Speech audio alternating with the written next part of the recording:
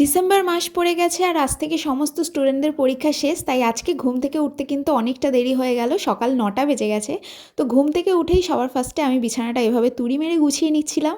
তো জীবনটাও যদি এভাবে তুড়ি মেরে গুছিয়ে নিতে পারতাম তাহলে কতটাই না ভালো হতো। ঘুম থেকে উঠেই সবার ফার্স্টে আমি খালি পেটে একটু গরম জল খাই, আর তারপরে এখানে কোকোর সাথে একটু মজা করছিলাম।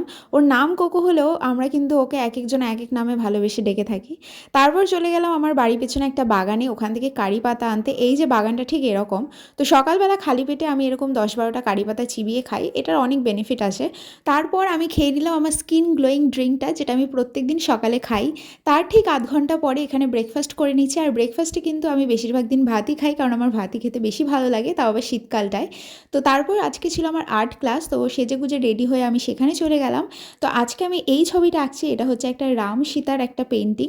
তো এই পেন্টিংটাকে বলা হয় ওয়াশ পেন্টিং।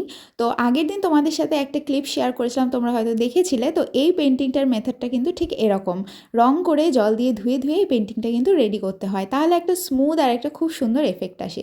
তো আজকে 2 ঘন্টার ক্লাস এখানেই শেষ, আমার ছবিটা এইটুকুনি কমপ্লিট হয়েছে। আর আগের দিনের ছবিটা যেটা ভারত মাতার ছবি ছিল, তো সেটা পুরোটাই কমপ্লিট, আর বাকিটুকুনি আমি বাড়ি গিয়ে করব।